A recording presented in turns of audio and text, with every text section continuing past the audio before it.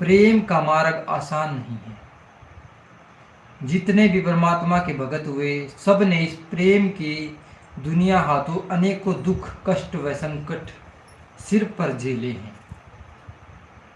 श्री गुरु अर्जुन देव जी ने अपने मालिक के भाणे हुक्म को मीठा मानकर तपती तवियों पर बैठे, परंतु इसकी जरा सी भी परवाह नहीं की। यह बात नहीं कि वह अपने इस घटना को टाल नहीं सकते थे, बल्कि उन्होंने मालिक के भाणे हुक्म में ही रहना सीखा और जिसका वे उपदेश करते हैं। उस अवसर पर मियाँ मीर ने गुरु साहिब के आगे यह प्रार्थना की, सतगुरु दीन दयाल जी, यदि आप मुझे आज्ञा दे तो मैं लाहौर शहर की ईंट से ईंट बजा दूं। जब गुरु साहिब ने पूछा, मियाँ मीर तुमने इतनी ताकत कहाँ से प्राप्त की है? इस पर मियाँ मीर ने बड़ी नम्रता से उत्तर देते हुए कहा, ऐ सच्चे पातशाह, मैंने तो किसी समय आप जी के गन्ने के झूठे छिलके चूसे थे। इस पर गुरु साहिब जी हंसकर कहा, ऐ मियाँ मीर, केवल झूठे छिलके चूसने से तुझे इतनी महान ताकत मिल गई, और जिसके झूठे छिलके तुमने चूसे हैं उसकी ताकत का अंदाजा तुम खुद ही लगा लो। फकीर कभी प्रकट रूप में कोई चमत्कार नहीं दिखलाते और न ही किसी के ऊपर अत्याचार बरतते हैं। उनके दिल बहुत कोमल और दर्द भरे होते हैं। उनकी जिंदगी या मौत की कोई परवाह नहीं होती। अपने मालिक की रजा आदेश में रहकर हुक्म को मानना ही सच्चा प्रेम है।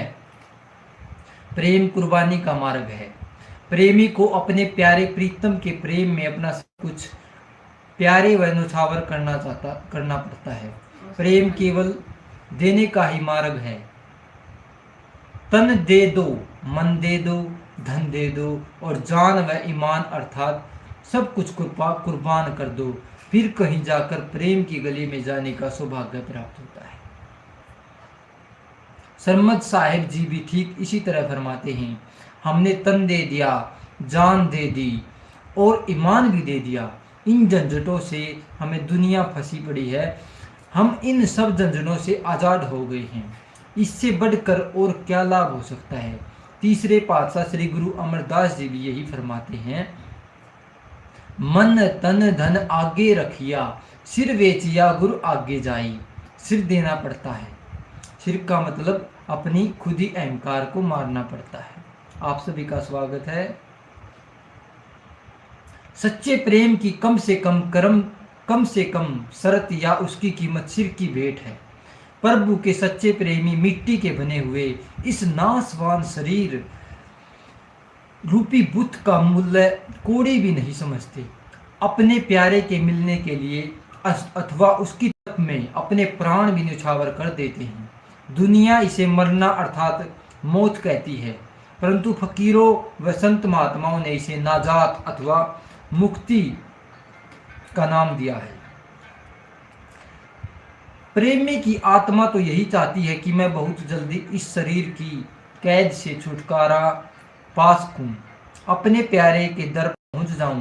कबीर साहिब जी इस संबंध में फरमाते हैं, कबीर जिस मरने ते जग डरै, मने मेरे आनंद, मरने ही तय पाइये परम परमानंद। अर्थात जिस मरने से सारा जग डरता है और कांपता है, मेरे चित्त में उसकी खुशी है, क्योंकि मेरे मरने के बाद ही पूर्ण तथा सदैवी आनंद की प्राप्ति होती है और मालिक के साथ मिलाप होता है। मौत तो प्रेमियों के लिए मुक्ति प्राप्त करने के लिए और अपने प्रीतम से मिलने का एक साधन है।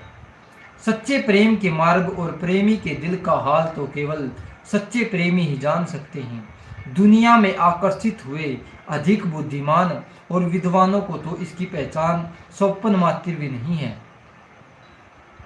चाहे वे अक्षरों द्वारा कितने ही ग्रंथ शास्त्र पढ़ लिख के ढेर लगा दें, परंतु प्रेम की वास्तविकता को कोई प्रेमी या प्रभु का सच्चा भगत संत ही जानता है।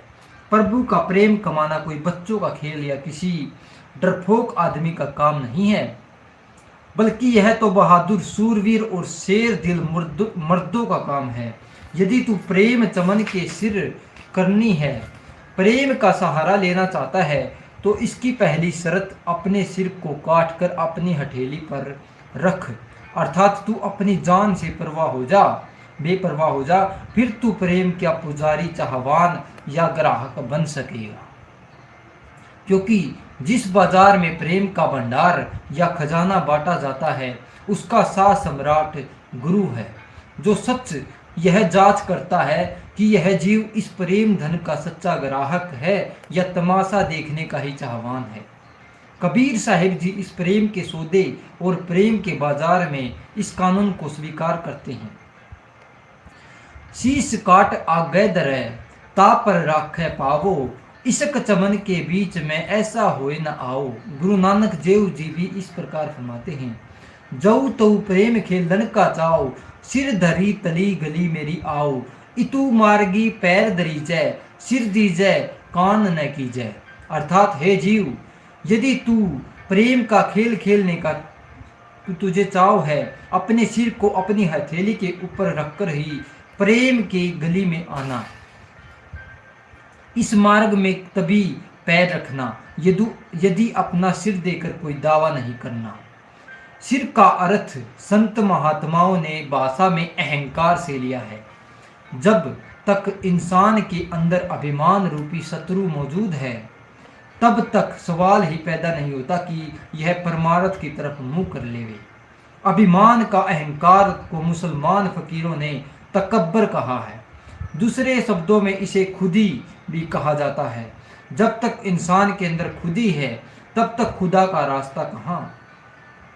इसी महान अवगुण खुदी की तरफ इशारा करते हुए किसी महात्मा ने लिखा है, तू रूप खुदा दा सीए पर विच खुदी दा फाना। हे इंसान, तू सचमुच उस मालिक अकाल पुरुष का रूप है, परंतु तुझे इसका ज्ञान नहीं है, क्योंकि तेरे मन में खुदी का फाना पच्चर अड़ा हुआ है। यदि तू अपने अंदर से अहंकार को निकालकर नम्रता या गरीबी धारण कर ले, तो फिर तेरे और उस मालिक के बीच मध्य कोई अंतर नहीं। इसलिए तू अपने दिमाग में से अभिमान रूपी मैल को निकाल दे, ताकि तू अपने मालिक के दर्शन करके योग्य बन जाए। प्रेम कमाना कोई आसान काम नहीं। इस मार्ग में तो सिर की कुर्बानी देनी पड़ती है। इसे किसी महात्मा ने नीचे शब्द के द्वारा इस प्रकार स्पष्ट किया है, प्रेम कमाना शेर जगाना डरपोखा दा काम नहीं। कलमा जिक्र इबादत सिमरन प्रेम बिना किस काम नहीं। प्रेम कमावन वालियां दे रहंदा उत्थे चाम नहीं। गल्लां दी कुर्बानी करदे शीश कटावे कोई कोई। मर गए सारे आखण मर के विखावे कोई कोई। प्रेम प्रेम ते हर कोई कहंदा प्रेम कवावे कोई कोई। प्रेम किस कीमत या किस भाव से मिलता है? यह कोई सस्ता और आसान काम नहीं। इसकी कीमत कम से कम सिर देना है। भगवान के सच्चे प्रेमी हंसते हंसते अपना सिर वार देते हैं।